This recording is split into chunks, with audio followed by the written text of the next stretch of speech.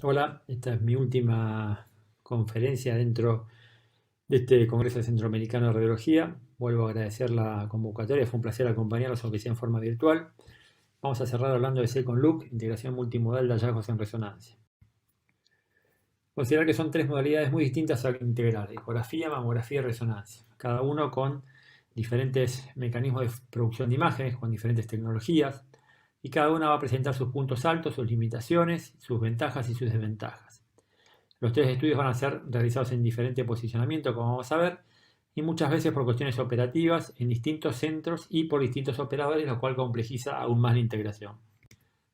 Con respecto al posicionamiento, en las tres imágenes superiores vemos que la mamografía a la izquierda se realiza con la paciente de pie, las incidencias MLO y cráneo caudal.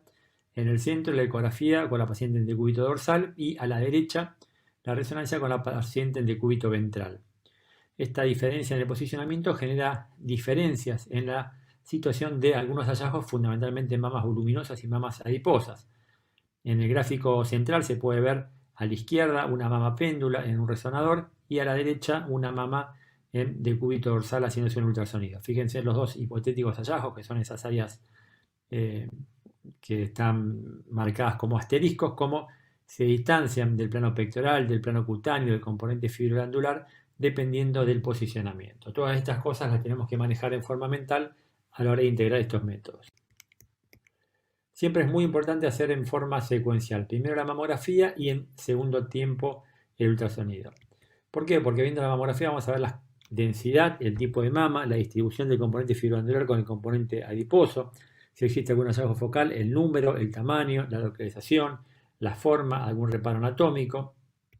Y siempre va a ser crucial contar con exámenes previos. Muchas veces el problema ya está reconocido en forma retrospectiva, con lo cual cambia totalmente su enfoque y su manejo. Recordar que el ultrasonido tiene una eficacia, un rendimiento totalmente distinto como método de screening que como método dirigido o second look. Obviamente con mejores resultados en exámenes dirigidos porque sabemos qué estamos buscando. Los operadores debemos conocer los distintos métodos para integrarlo en forma exitosa, aun si por X causa no hacemos en forma activa los tres tipos de estudios, manejar en forma sólida todos los estudios para poder aprovechar al máximo la información que cada uno brinda. Algo en particular que a mí me gusta insistir mucho, que en el caso que hagamos un ultrasonido sin contar con la mamografía reciente, porque la paciente no la trajo, porque la hizo en otro lugar, porque la perdió, siempre dejarlo sentado en el informe. O sea, se carecen de exámenes mamográficos para valoración correlativa. ¿Por qué? Porque en ese examen mamográfico puede haber algún hallazgo muy sutil, muy pequeño, que si nosotros no sabemos dónde está, qué características tiene, claramente pueden pasar por alto por el examen ultrasonográfico. Por eso es muy importante dejar asentado que no tenemos ese estudio. Pasamos a un ejemplo bastante básico, una mama heterogéneamente densa, donde se reconoce en el plano medio y posterior de esta mama derecha una imagen nodular isodensa de márgenes circunscriptos, no impresiona de valor patológico actual. Piensen en qué radio de qué hora lo irían a buscar ecográficamente. Es mama derecha, central, posterior, inferior. Radio de hora 6. O sea, sabemos que esa imagen deberíamos empezar a buscarla por hora 6. Y ecográficamente fíjense lo que vemos.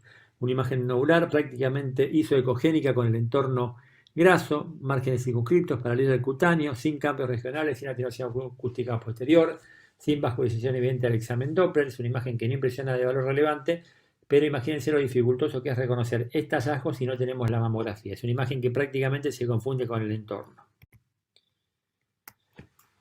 Y hablando de contraste y hablando de tamaño, fíjense si el tamaño importa o si el contraste importa. Este es un ejemplo muy viejo.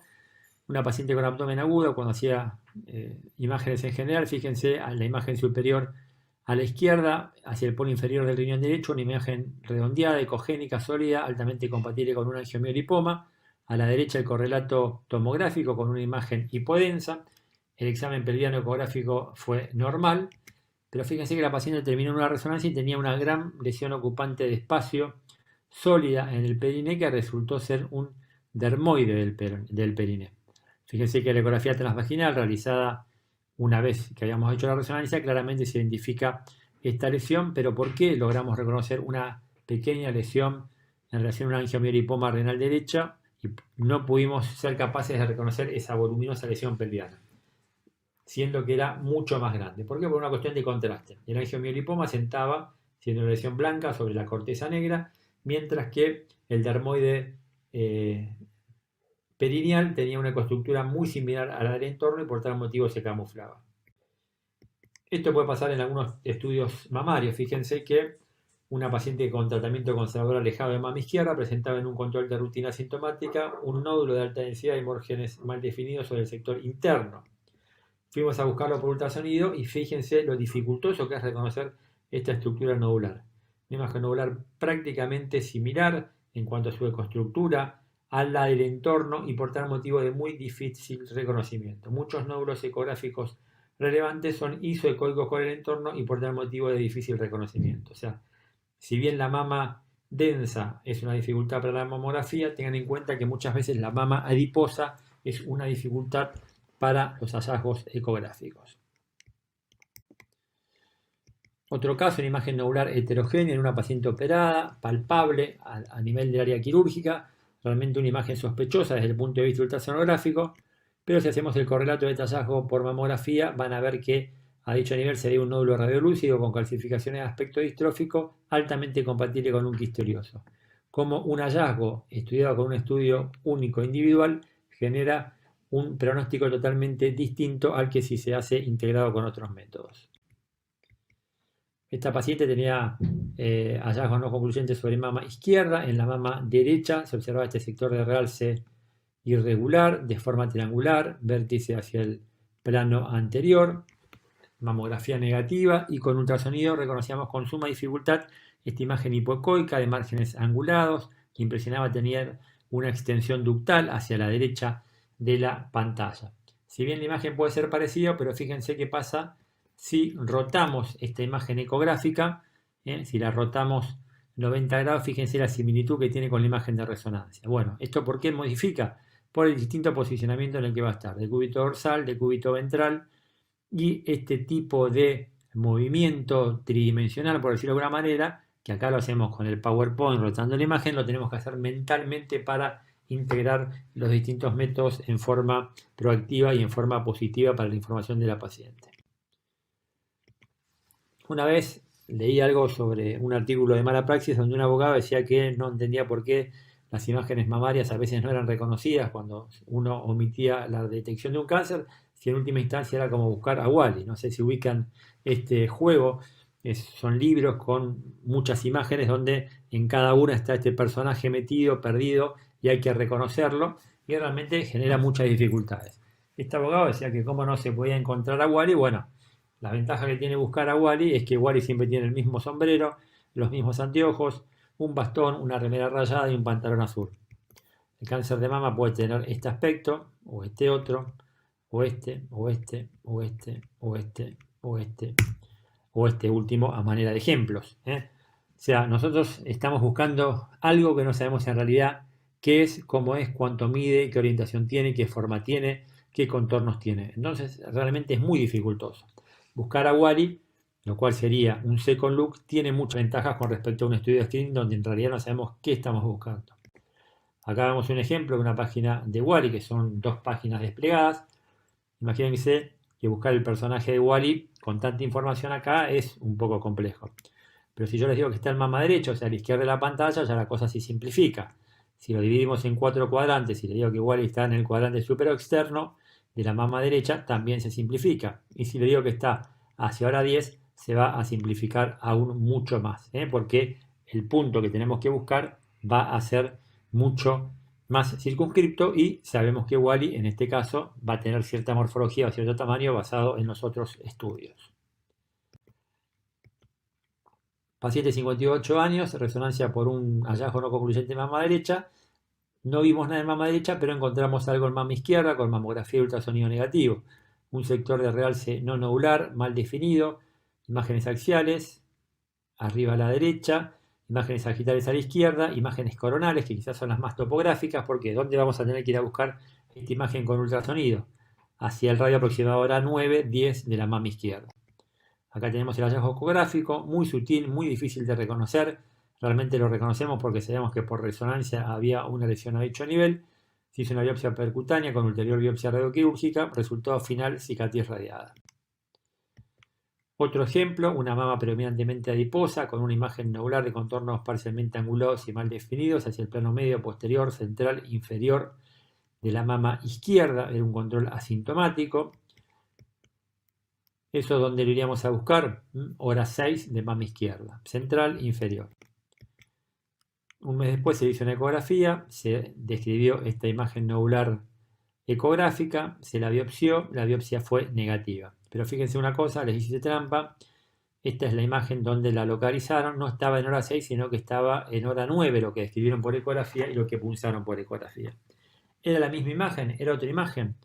Bueno, se interpretó el hallazgo como benigno, ya que la biopsia había sido negativa, pero fíjense que la paciente regresó 14 meses después con el nódulo con los contornos menos definidos. La médica era conocida, así que la llamé, le expliqué, le dije que quería que había habido una disociación entre la ecografía y la mamografía, que convenía hacer un nuevo estudio ecográfico dirigido.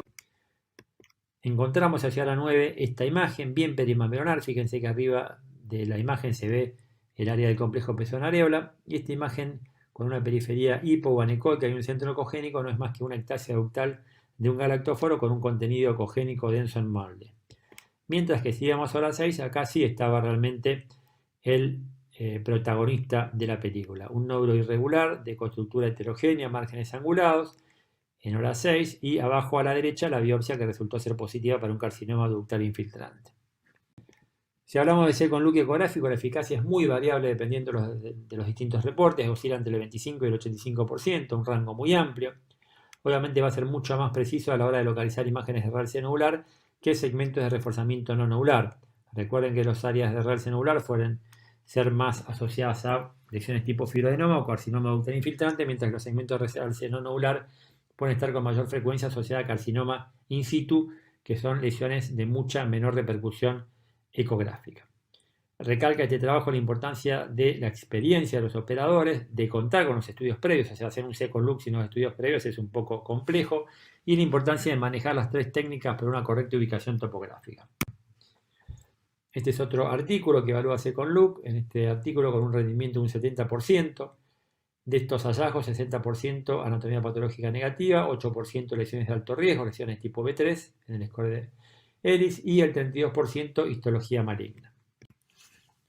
Esta es una revisión que realizó la doctora Camps acerca de los hallazgos adicionales en resonancia y acerca de la positividad del second look. Fíjense que los hallazgos adicionales iban a estar entre el 9 y el 49%, un rango muy amplio. Y la eficacia del second look también iba a variar en forma muy amplia, desde el 19%, un trabajo inicial de Lieberman, hasta una serie de Camps del 90%. O sea, una extrema variabilidad. Fíjense este caso, una mama heterogéneamente densa, donde en el plano profundo de la mama izquierda, interno, central aparentemente, se reconocía una pequeña imagen nodular de márgenes irregulares. Los cortes de tomosíntesis ponían mejor de manifiesto la alta densidad y los contornos espiculados. Por resonancia se reconocía claramente esta imagen nodular pequeña, irregular, de alta sospecha, que inicialmente no había sido reconocida por ecografía. La fuimos a buscar en un second look y fíjense que era una lesión muy pequeña hacia hora 9 con un halo ecogénico, y abajo a la derecha la biopsia percutánea por ultrasonido. Este es otro hallazgo que habla de la resonancia seguida de second look. Evaluaron 519 hallazgos con control ulterior por ultrasonido. Los hallazgos con mayor correlación fueron las imágenes de realce nodular, en contrapartida de las imágenes de realce no nodular, como dijimos. Obviamente las lesiones categorizadas como BIRAT 5 y no como BIRAT 4, y aquellas que tenían realce en anillo, que es un signo ominoso en resonancia. Y obviamente la importancia de hacer una conciliación radiopatológica post-biopsia. Otro ejemplo, una paciente en un estudio de screening bilateral, una simetría irregular hacia la prolongación axilar izquierda, ultrasonido negativo. Se realizó una amplía focalizada donde persistía esa asimetría hacia el plano pectoral bien profundo. Se le volvió a repetir una ecografía con Doppler, fue negativo.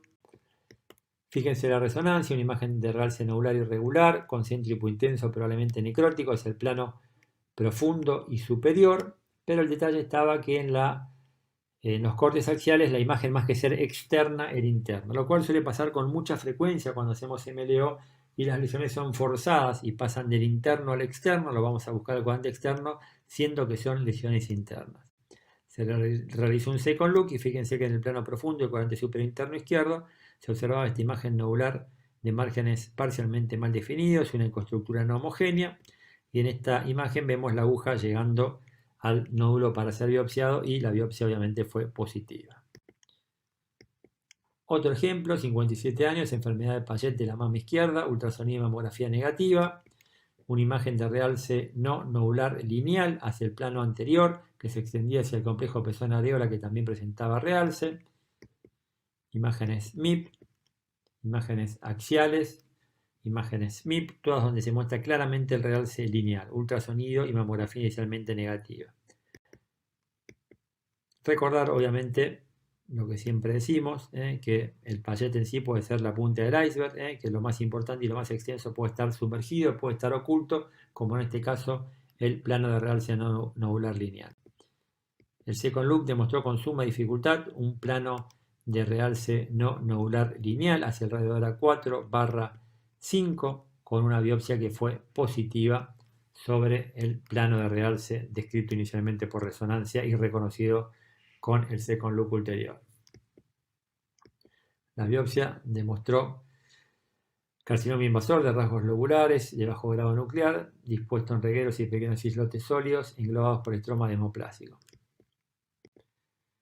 Otro ejemplo, una paciente de 65 años con un antecedente traumático no concluyente sobre el cuadrante superior externo izquierdo, donde se observaba un área de equimosis y una asimetría mal definida, no reconocida en examen previo, pero que existía la duda de si se trataba simplemente de un hematoma en evolución o de una lesión evolutiva.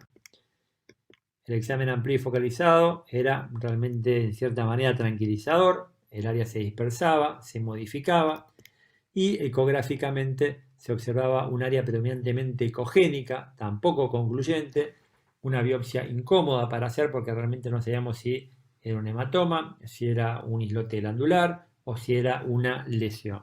Decidimos antes de biopsiarla, porque estas biopsias cuando uno las hace y resulta ser negativo, uno no se termina de quedar tranquilo, se decidió hacer una resonancia. En la resonancia claramente se observaba una imagen de realce nodular irregular con contornos en parte mal definidos y en parte espiculados. Obviamente con esta resonancia fuimos a biopsiar esa imagen ecográfica sabiendo que el resultado debería ser sí o sí positivo. Este es otro artículo que revisa las características del second look por ultrasonido post-RM positivo, recalcando nuevamente la diferente capacidad para reconocer áreas de realce tipo masa con respecto a los focos y a los realces de tipo no masa, y obviamente de vuelta acá recalcando que las lesiones no masa suelen asociarse con mayor frecuencia a lesiones in situ.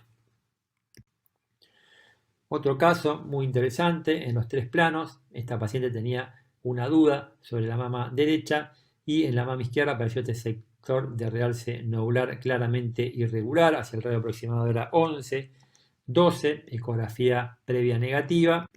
Fuimos a buscarlo por ultrasonido y fíjense lo que encontramos hacia ahora 10, 11 de mama izquierda. Una imagen de 10 milímetros, pero claramente ecogénica, cuando sabemos que normalmente las lesiones ecogénicas en mama son componente glandular o lesiones benignas. Bueno, teniendo en cuenta esa resonancia, respetando la resonancia y confiando la sensibilidad y la especificidad de la resonancia, fuimos a biopsiarla y esa biopsia fue positiva para un carcinoma ductal infiltrante.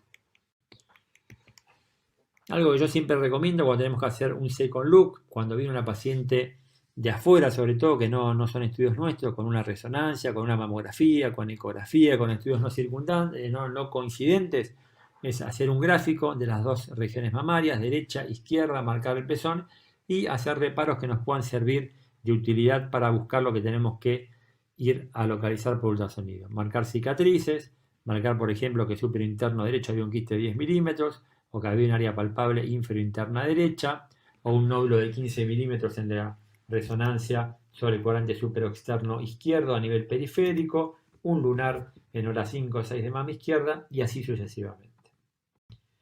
Para ir terminando, recordar lo importante que es integrar tres métodos totalmente distintos en cuanto a producción de imágenes, cada uno con fortalezas y debilidades, y nosotros como operadores debemos tener un enfoque sólido en las tres tecnologías distintas. Conocer, por lo que acabo de decir, las ventajas y desventajas de cada uno de estos métodos, reconocer las manifestaciones imagenológicas de cada patología bajo las distintas tecnologías, o sea, cómo se manifiesta, por ejemplo, las imágenes cálcicas de un carcinoma in situ o sospechoso de carcinoma in situ mamográficamente, si eso puede tener repercusión ecográfica, si eso se puede manifestar en resonancia, que seguramente lo va a hacer a través de un área de realce no nodular, etcétera, etcétera. Saber ubicarse espacialmente bajo las tres técnicas, o sea, somos una especie de traductores que vamos a traducir los hallazgos imagenológicos de X método, llevarlos al otro método y así sucesivamente, integrarlos en forma conjunta, sumar toda esa información y llegar a un diagnóstico definitivo. Contemplar los factores que pueden afectar el posicionamiento, sobre todo en mamas voluminosas, mamas adiposas y con más de un hallazgo. Esos distintos hallazgos pueden variar en forma marcada su posicionamiento dependiendo de qué tipo de estudios estemos haciendo y cómo se posicione la paciente para cada uno de ellos. Recordar que si un hallazgo de resonancia es además reconocido por ultrasonido, las posibilidades de malignidad aumentan. Considerar para localizar cada hallazgo haciendo un second look ecográfico, su localización, su profundidad, el tamaño, la forma, si en el tejido adyacente hay algún reparo que puede ser útil, por ejemplo, una imagen quística, la distancia al plano profundo pectoral, la distancia al complejo pezón-areola, la distancia a la piel, etcétera, etcétera. Si una imagen por resonancia es de alta sospecha y no se reconoce por ecografía, debe considerarse siempre que sea accesible una biopsia bajo resonancia. Una imagen visible en una sola modalidad, pero que sea de alta sospecha y sin repercusión en las otras tecnologías, debe ser evaluada en profundidad contemplando su biopsia. Y obviamente este tipo de hallazgos y de lesiones se van a beneficiar con un manejo interdisciplinario donde discutamos con los patólogos, con los ginecólogos, con los mastólogos, los distintos tópicos y características para describir cada uno de estos hallazgos y obviamente multimodal, sabiendo manejar en forma coherente e inteligente los distintos métodos diagnósticos para aportarle lo mayor posible a nuestro paciente y a nuestro médico derivado.